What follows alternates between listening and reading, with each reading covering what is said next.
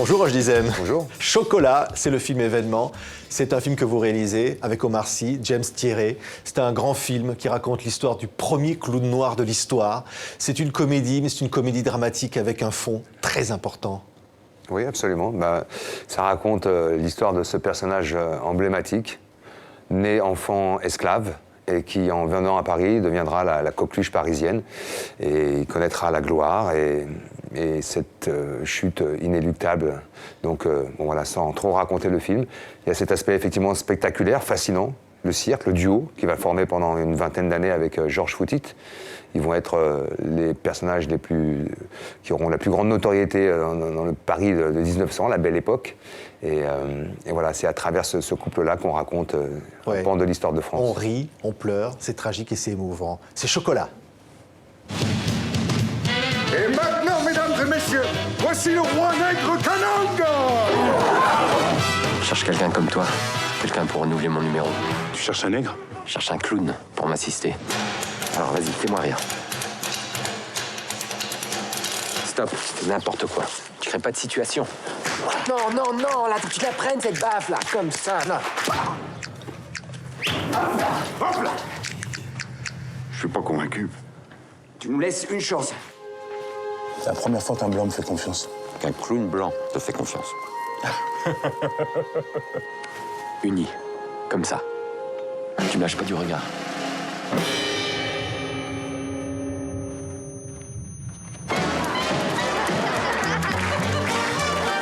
Et c'est le clown, c'est le cirque, c'est la joie au début du siècle. Il y a cette image de ce premier clown noir, Roche Dizem, qui prend des coups de pied dans les fesses par un blanc et qui fait rire ou qui fait peur. Au début, il fait peur. Il faut quand même remettre ça dans le contexte de l'époque. Les Parisiens n'ont jamais vu de noir. Donc il y a d'abord cet aspect phénomène, étrangeté, méconnaissance. Donc en cela, ils fascinent. Et ils vont mettre au point un numéro, effectivement, le duo de l'Auguste et du clown blanc. Et effectivement, il va prendre des coups de pied aux fesses, mais il va en mettre aussi. Et ce couple-là va créer comme ça un nouvel humour, parce que c'était des artistes avant tout, on ne le dit pas assez.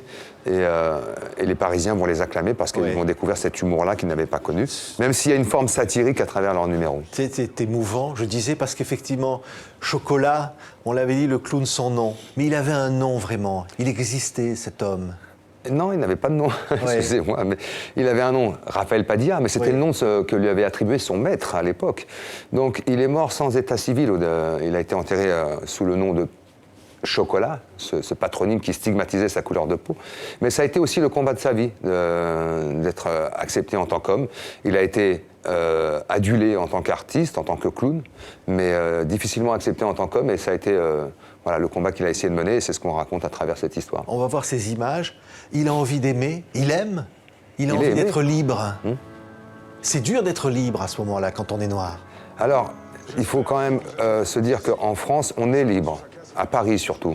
Je le rappelle, il vient de Cuba, où là, les Noirs sont esclaves. Aux États-Unis, on lynche les Noirs, donc il a cette liberté. Mais il a un statut quand même qui est assez compliqué pour lui. Il est le seul Noir, donc il y a un regard sur lui qui est parfois méprisant, voire cynique. Et surtout, il est seul, donc il n'a pas ce soutien. Et voilà, la seule façon pour lui de s'exprimer, il n'a qu'une seule arme, c'est le rire. Regardez. Et il n'aura de cesse... oui. Du cirque. N'abandonne pas tout sur un coup de tête.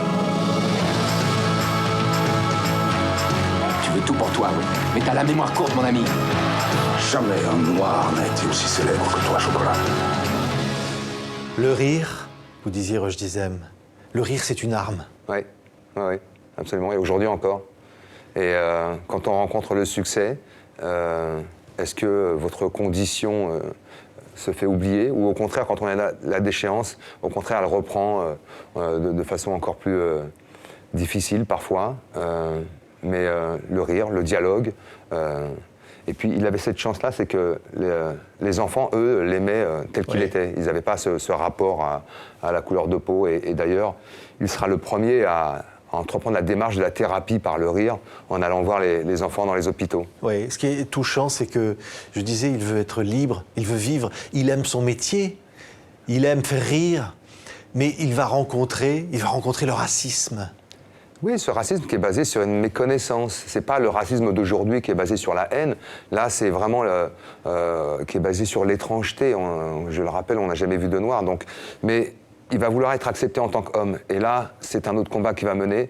Un combat peut-être perdu d'avance dans la France de l'époque coloniale, où il y a des zoos humains, pour rappel, au jardin d'acclimatation. Mais en tout cas, il va entreprendre cette démarche pour essayer de passer à une échelle supérieure dont celle qu'il occupe à ce moment-là ne lui convient pas. Oui, c'est quand le noir se fait botter les fesses.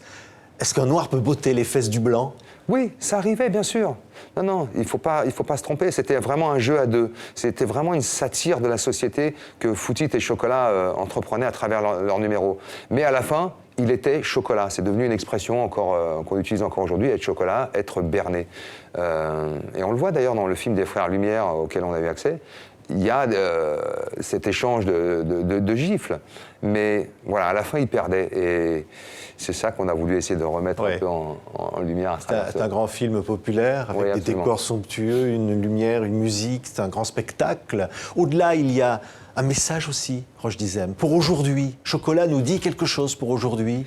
Il dit plein de choses, mais surtout, il dit, voilà, on a besoin des uns des autres. On est dans une société où les clivages et le séparatisme est sans cesse comme ça mis en avant afin de nous monter les uns contre les autres. L'histoire de Footit et Chocolat, c'est avant tout une formidable histoire d'amour. Oui. Ce qu'on comprend à travers ce film, c'est que l'un ne peut pas vivre sans l'autre. Sans vouloir raconter le film, on s'apercevra que lorsqu'on les séparera, ni l'un ni l'autre ne connaîtra le succès par la suite. Ils n'étaient qu'un. Et je crois que s'il y a un message à faire passer à travers ce film, c'est celui-là. C'est encore aujourd'hui difficile pour un noir d'être comédien. On voit la polémique aux Oscars. On voit en France aussi une polémique. Othello, rôle noir, joué par un blanc. Non, mais qu'un blanc joue Othello, c'est pas gênant. Il a le droit, évidemment. C'est pas le problème de savoir s'il y a assez de noirs c'est de savoir s'il y a assez de mélange. C'est tous les mélanges qui ne sont pas représentés au sein d'une production, que ce soit française ou américaine ou autre.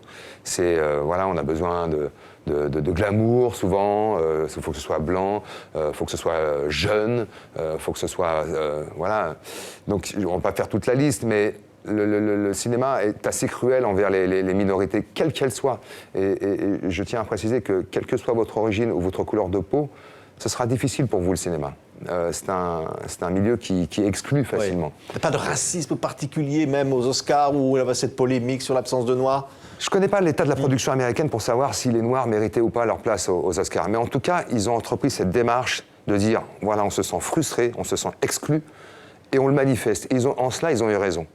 Et c'est ça qu'il faut faire, c'est utiliser tous les moyens qu'il y a au sein d'une démocratie pour manifester sa frustration. Ça, je les y encourage et j'encourage tout le monde à le faire.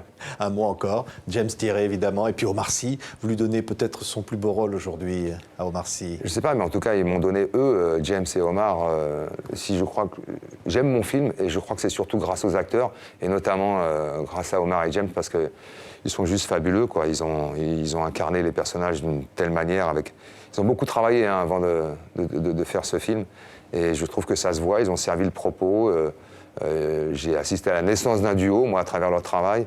Et voilà, ça a été un vrai bonheur de les avoir, vraiment. Merci beaucoup. Merci à vous. Roch Dizem. Il faut courir voir Chocolat. C'est un film formidable. Merci d'avoir été notre invité. Merci à vous.